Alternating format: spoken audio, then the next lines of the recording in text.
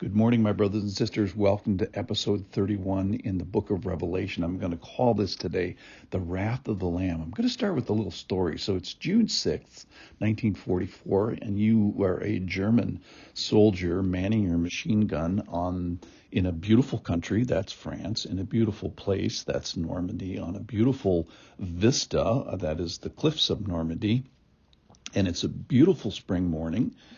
And the mist is rising, and you're having a little breakfast, and you look out as the mist clears, and what do you see?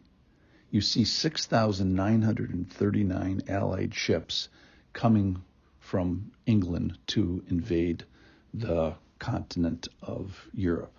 Now, to a man, nobody in the German army had an idea that this was coming in Normandy. Now, they knew an invasion was coming, but they thought it was going to be 180 miles away, that is 300 kilometers away, in Pas-de-Calais, France, where the gap between England and France was the narrowest.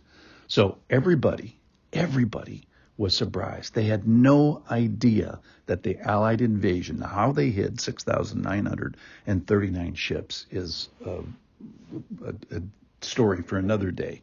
So just an amazing thing. Similarly, today, nobody should be able to say, oh, golly, I didn't know that this was coming, because God goes to great trouble to tell us that the wrath of the Lamb is coming. So we should listen to this. We've been in a section, 2 chapters full, where God desires worship, and we shouldn't be remiss in giving it to him. It's appropriate to give it to him. He deserves it. And we're going to need to understand all the things that God is worshipped for as we enter into these chapters where some difficult things are going to happen. Well, what's that? This is Revelation chapter 6 today. And 6 seals are going to be opened, 7 total, but one happens in another chapter. So there's 6 seals in Revelation 6. You can remember it that way. And we're in this series of the seals. First, the seal judgments come, then 7 trumpet judgments comes, and then 7 bowl judgment comes. And they're progressive and they're comprehensive, and they're kind of like, they get worse. So if you don't like today, give up. All right, you'll find as we read today that people are still here. Now, some believe that there's the post-tribs, that the church is still on the earth during this time. That is, they're raptured after post-tribulation. They're raptured after the tribulation.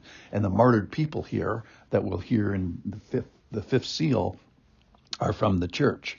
Most scholars believe that the church has already gone, and the martyrs that we're going to meet are martyrs that happened, they're converted during this tribulation, and then they're martyred. Okay, we can argue about that later. But this is a probable 7-year period of great difficulty, increasing difficulty.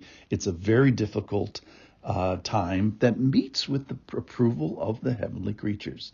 So listen in here. We're going to hear about a white horse, and then a red horse, and then a black horse, and then a pale horse, and then martyrs, and then earthquakes, and all kinds of stuff like that. So here's the white horse. This is chapter 6, verse 1. Now I watched when the Lamb opened one of the 7 seals, and I heard one of the 4 living creatures say with a voice of thunder, "Come." And I looked, and behold, a white horse, and its rider had a bow, and a crown was given to him, and he came out conquering and to conquer. So this rider, perhaps it's Jesus, perhaps it's the Antichrist. Scholars argue the big reason that it could be Jesus is in Revelation 19.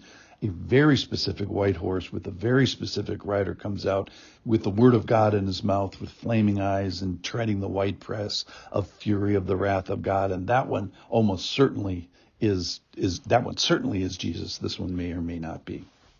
But he's coming to conquer, and all kinds of bad things are happening. All right, next is the red horse.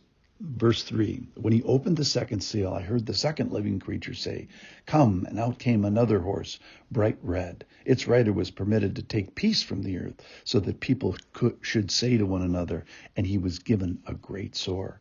So this is the war in the middle tribulation. And then verse 5, a black horse. When he opened the 3rd seal, I heard a living creature say, "Come," and I looked, and behold, a black horse, and its rider had a pair of scales in his hand. And I heard what seemed to be a voice in the midst of the four living creatures saying, a quart of wheat for a denarius and 3/4 of barley for a denarius. So there's this food scale that he brings out, and there's scarcity and of some things and not scarcity of other things. So it's a local limited famine period. And then verse 7, when he opened the fourth seal, so death and a rider in Hades, and he's given authority over a quarter of the earth. When I opened the fourth seal, and I heard the voice from the fourth living creature say, come, and I looked, and behold, a pale horse, and its rider's name was Death, and Hades followed him, and they were given authority over a fourth of the earth, to kill with sword, and with famine, and with pestilence, and by wild beasts of the earth.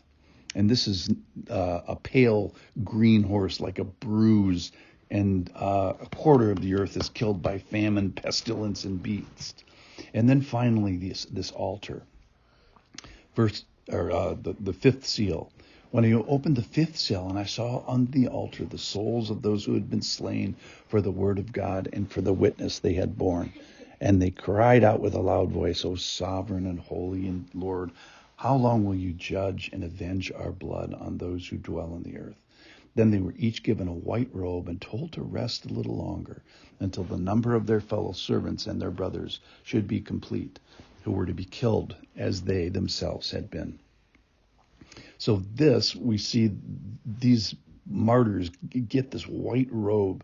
And when is it going to stop? When more servants had been martyred. And the rationale of the Lamb is given is that more martyrs need to come in.